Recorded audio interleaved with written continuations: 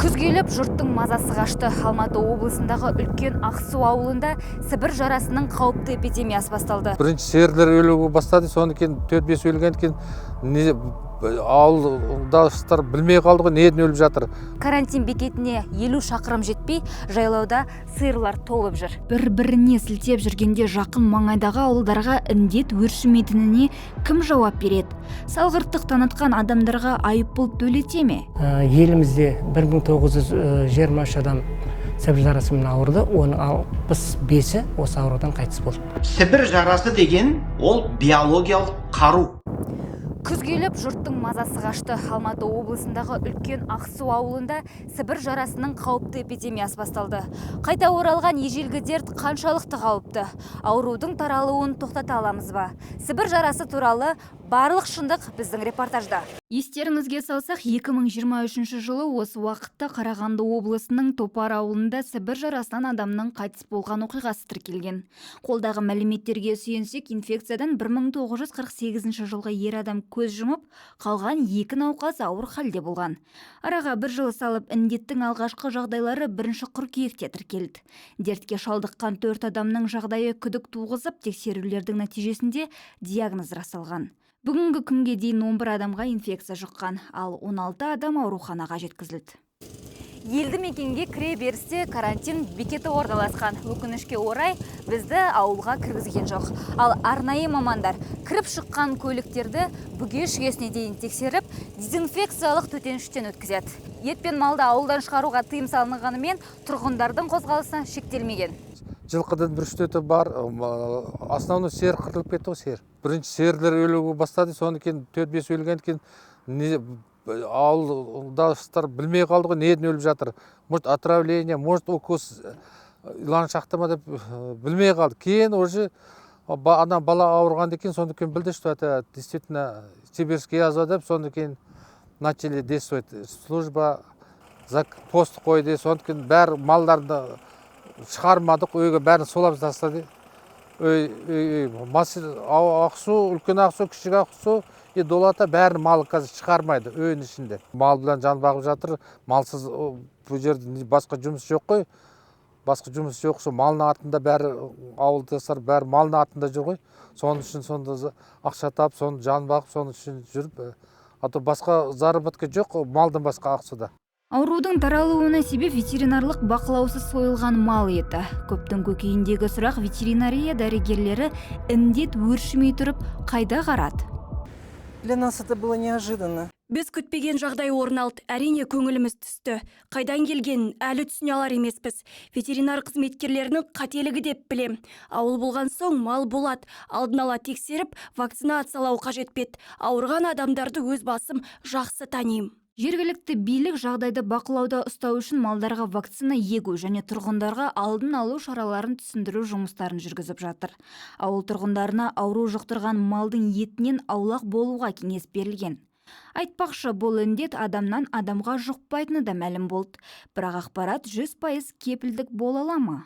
Жалпы осы ауру ошағы тіркелген күннен бастап бүгінгі күнге дейін 15 ірі қара, 1 қой, 6 бас жылқының өлексесі тіркелді. Енді соңғы мал өлген жағдайдан кейін 14-15 күн өткеннен кейін қорытынды дезинфекция жасалады. Сол қорытынды дезинфекцияның качестводы, сапасының оң қорытындысын алғаннан кейін карантин шаралар бірден алынуы мүмкін.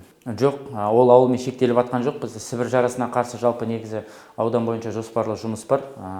Үлкен Ақсу ауылдық округіне жақын елді мекендер, одан да алшақ орналасқан ауданның 14 ауылдық елді мекендеріне Сібір жарасына қарсы егу жұмыстары жоспарлы түрде жүргізілуде. Карантин басталғалы бақылауға ауылдың жан жағындағы маңайға 65-ке жуық қызметкерлер жұмылдырылған. Тұрғындар ауылдан тізіммен жіті қадағаланып шығады. Тек ауру ошағы зонасынан шыққан көліктер мен тұрғындар дезинфекциядан өтеді. Ал сырттан басқа адамдардың ошаққа кіруге рұқсаты жоқ. Республикалық эпизоотияға қарсы отряд директорының сөзінше, ет пен сүт өнімдерін халық уақытша тұтына алмайды. Сонымен қатар карантин біткенше тұрғындар малдарды өріске жібермейтінін, қорадан шығармай отырғанын алға тартып отыр. Осы қыркүйек айының 6-сынан бастап бас мемлекеттік инспектордың шешіміне сәйкес қыркүйек айының 6-сынан бастап осы жерде карантиндік жұмыстар жасап жатырмыз. Қазіргі таңда бұл жерде 65 адам жұмыс істеп жатыр. Біздің мекеменің атынан 40 адам болатын болса, 25 адам жергілікті атқарушы органдар қосымша күш жұмыс істеп жатыр. Олардың барлығы вакцинацияда, дезинфекцияда.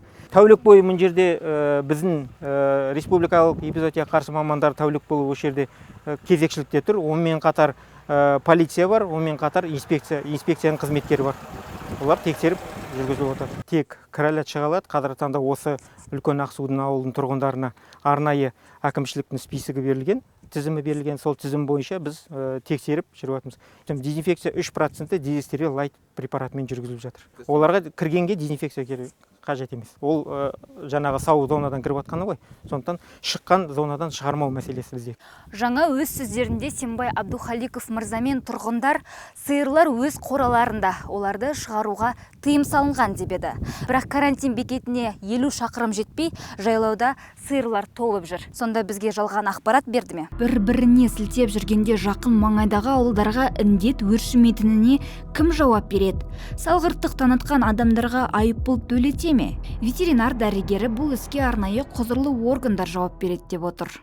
Енді үлкен Ақсу ауылдығына қарасты малдардың бәрі оқшаулауда тұр. Енді ветеринарлық инспекция бар, ол құзырлы орган. Жаңағы карантин талаптарын орындамаған тұрғындарға жаңағы ескерту түріндегі нұсқама береді. Ол орындалмаған жағдайда жаңағы айыппұл салуға тура келеді. Еске салсақ, жылдың басында Ақтерек ауылында болған Сібір жарасы ауруының ескі зираттарына куә болған едік. Және ең қызығы, мұндай қауіпті желдер 87 ауылдың аумағында бар екен. Сол кезде аудан әкімінің орынбасары Ақниет Туматаев бұл орындарда тек бұрынғы ауырған адамдардың заттары көмілгенін, қауіп жоқ екенін айтқан болатын. Қазан жабулы күйінде қалып, халықтың қорқынышы сейілмеген еді. На 18 сентября Қазір ауыл қауіпті жағдайға түсті. Қарым-қатынаста болған 45 адам анықталды. Оның бәрі медициналық бақылауға алынды. Аурудың өзіне тоқталсақ, біздің ауылда тері түрі анықталды. Негізі бірнеше түрі бар. Тері, өкпе және ішек түрлері. Өкпе түрі әсіресе қауіпті, өлімге дейін апарады. Ең қорқыныштысы, аядай ғана ауылдан шыққан індет іргелес жатқан басқа да аймақтарға таралуы мүмкін. Соған дәлел жоғарыдағы айтылған қараусыз жайылған малдар. Ұзын құлақтарға сүйенсек, тіпті жұқпалы малдың еті жасырын жақын маңайдағы базарларға жетіп қойды. Мысалы, дәл осындай оқиға 2018 жылы Түркияда қауіпті ет қалаларға дейін таралып, халық арасында дүрбелең туғызған болатын. Салдарынан 60-қа жуық адам өліммен арпалысты. Бұндай қарқынмен Түркияның кебін киіп қалмаймыз ба? Статистика бойынша Қазақстанда 1948 жылдан 2024 жылға дейін 65 адам қаза тапқан, дейді эпидемиолог дәрігер. Республикамызда Сібір жарасы өте күрделі мәселе болып отыр. Жылдан жылға Сібір жарасымен елімізде адамдар ауырады. 2021 жылы Сібір жарасымен 27 адам ауырды. 2022 жылы 20 адам ауырды. 2023 жылы 37 адам ауырды. Яғни қарап отырсаңыздар, Сібір жарасы тұрғындар арасында өсіп отыр. 1948-2024 жылдар аралығында елімізде 1923 адам Сібір жарасымен ауырды, оның 65-і осы аурудан қайтыс болды. Және де осы жылдар елімізде 25.346 ауыл шаруашылығы жануарлары болса, оның 22.074-і осы Сібір жарасынан өлді. Значит, ошақ бар, жаңа айтып кеттік, 2597 топырақты ошағы бар елімізде. Егерде алдын ала сақтану жұмыстарын жүргізбесек, бұл Сібір жарасы жылдан жылға жануарлар арасында және адамдар арасында тіркеліп отырады. Сібір жарасының спорасы топырақта 100 жылдан аса сақталады. Тек қана Сібір жарасы қоздырғышы адамдарға қолдарында, денесінде жара, царапина дейміз ғой, жарықшақ болған кезде сол арқылы ғана енеді. Симптомы бұл қолында жара шығады, жараның ортасында қара қапшақ болады, және сол жара орны айналасы сет, адамда температура болады, бас ауру, әлсіздік, осы негізгі симптомдары 2-3 күннен бастап 14 күн аралығында адам ауырады. Инкубационный период дейміз. Сол аралықта денеге енген қоздырғыштан уже аурудың негізгі симптомдары пайда болады. Бұл ауру тек аграрлық елдердің проблемасы емес. Жоғарыда атап өткендей, Сібір жарасының әлемнің дамыған мемлекеттерінде тіркелген жағдайлары бар. 1979 жылы Свердловскіде, қазіргі Екатеринбург қаласындағы әскери нысаннан Сібір жарасы спораларының таралуынан 100-ге жуық адам қаза тапқан. Ол апаттың салдары бірнеше жылдар бойы жасырылынып, тек кейіннен жария болды. Мамандардың сөзінше Сібір жарасы биологиялық қауіпті қару.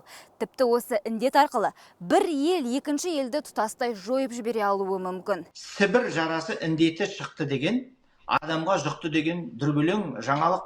Ол енді түсінген адамға ол өте үлкен қауіп. Сібір жарасы деген ол биологиялық қару.